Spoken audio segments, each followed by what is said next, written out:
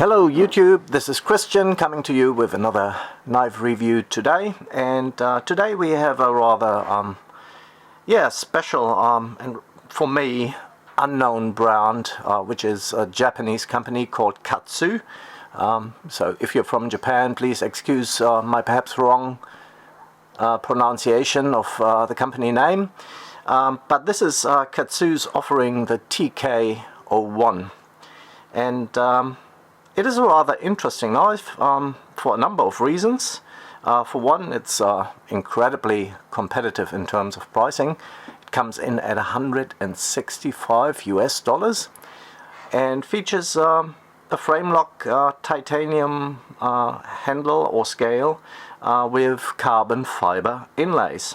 Also, the knife blade is S35VN. And it comes in a rather interesting grind. So in this particular case we have a recurve blade with a convex and concave grind. So you get a very Japanese traditional convex grind here at the tip, which is really good in terms of toughness at the tip, and it is really well suited for any kind of poking tasks. So you wouldn't have to worry as much about chipping your blade, where it gets rather thin at the primary grind there. So you kind of get a lot of toughness and rigidity out of that one, and then it nicely sweeps into a recurve which features a concave grind, and that is awesome in terms of sharpness.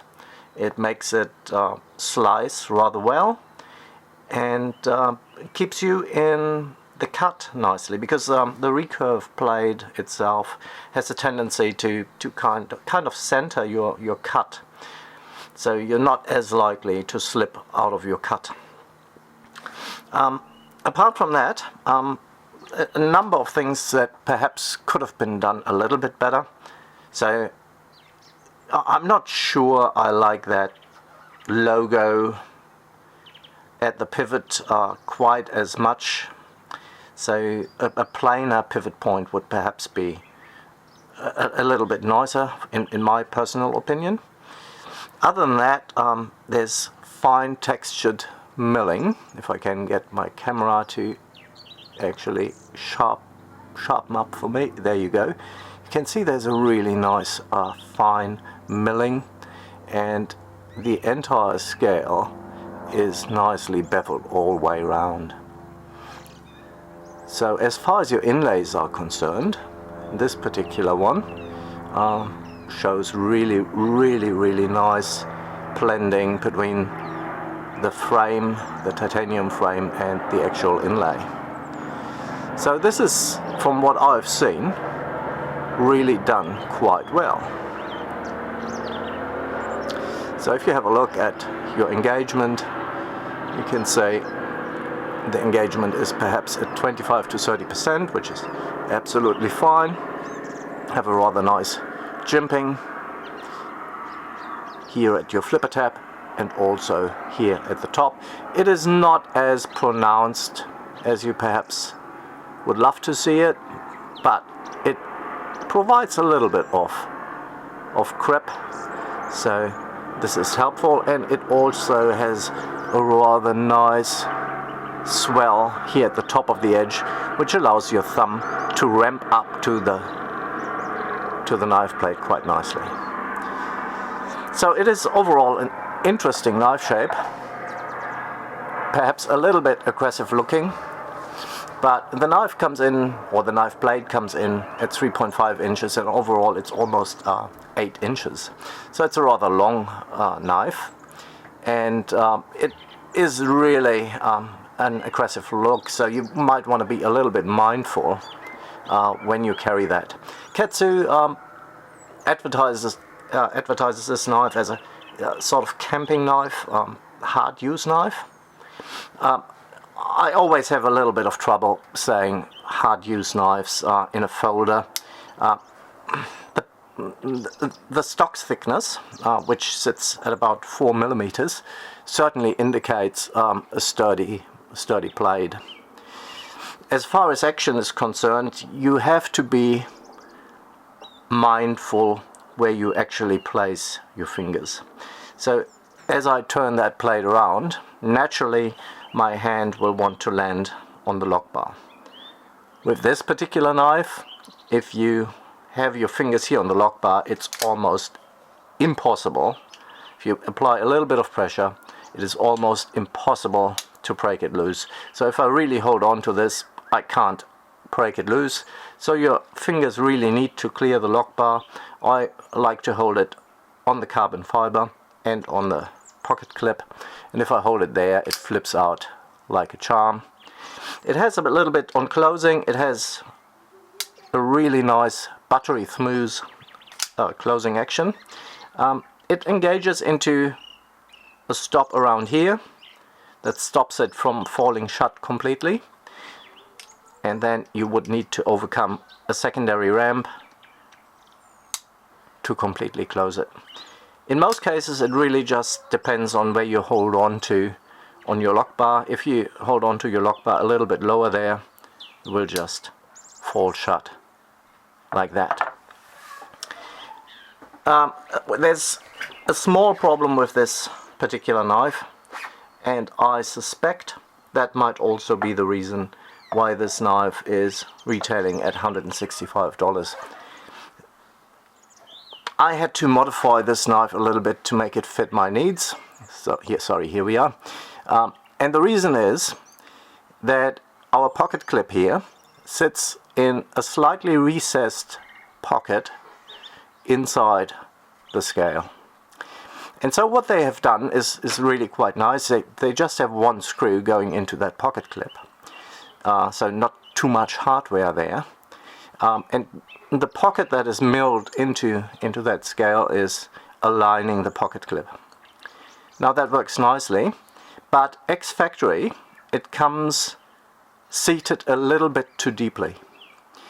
So when I first received the knife, I could hardly get it into my pocket just because the distance between the inside edge of the pocket clip and the scale was just too close together. So I couldn't, for the life of me, just ordinary jeans, I couldn't push it into my jeans.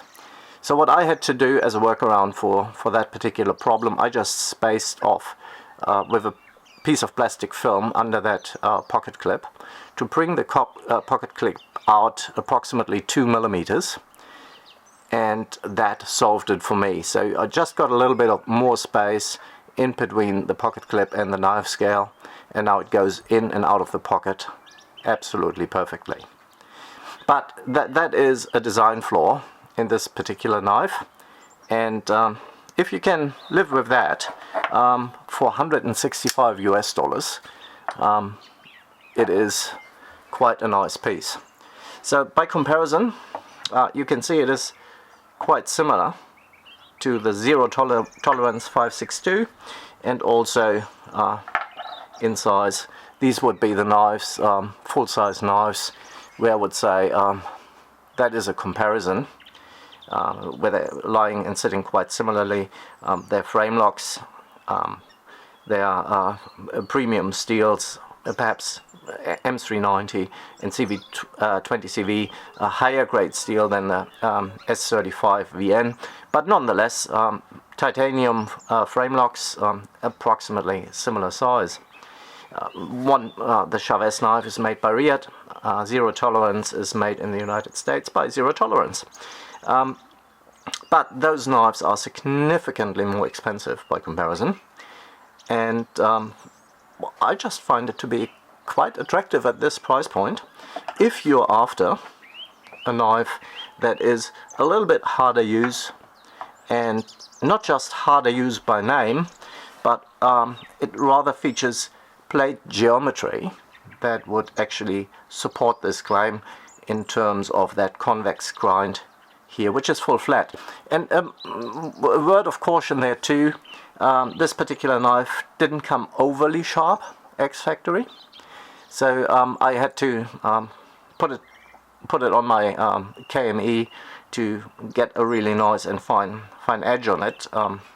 And for the convex end of this knife, you would ideally have the KME accessory that allows you to do that. So you can get a rod for your KME that actually produces quite easily a convex grind.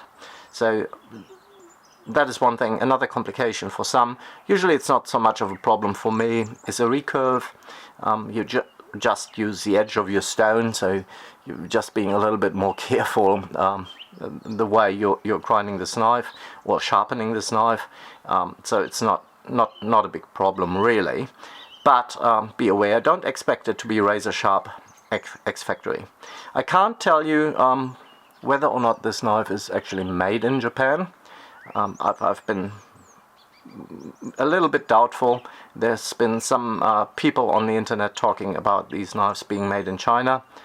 As far as the tracking is concerned, I believe this to be true. So I can't tell because the tracking has been, the information has been removed from the tracking. So I can't tell you exactly, but just the tracking carrier and also the amount of time it took to arrive here indicates that it's coming ex-China, which for me is not a problem at all, because I just happen to know there's so many good knives coming out of China in these days that is almost a quality, just to say, well, we're getting mixed quality from Italian knives, we're getting mixed qualities from German or American made knives at dramatically higher price points, and I'm handling a lot of Chinese made knives that are most excellent in a lot of ways. So I'm not sure why somebody would need to hide the information that it is made in China. Perhaps there's a bit of a sentiment against Chinese manufacturers, but as far as assessing the quality of the product, I have to say I don't mind whether that comes out of China or Japan. Ultimately, just looking at its traits and qualities, I have to say that the Chinese would be more than capable to produce a knife on this particular level. So yeah, it is a beautiful knife if you don't mind the rather aggressive look and the issue with the pocket clip. Other than that, it's very, very nice, good access to the lock bar. Your centering is absolutely spot on. So this is really a recommendation if you're a little bit used to tuning or adjusting knives.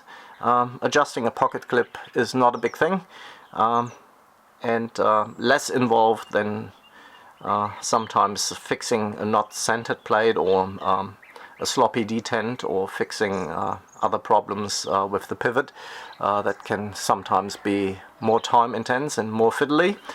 In this particular case, it's really just a small niggle. Action flips out beautifully, knife closes beautifully, is centered, is sturdy. Yeah, so if you're in for a budget knife in that size, here's a recommendation for you. Alright, thank you for watching and talk to you soon. Thank you, bye.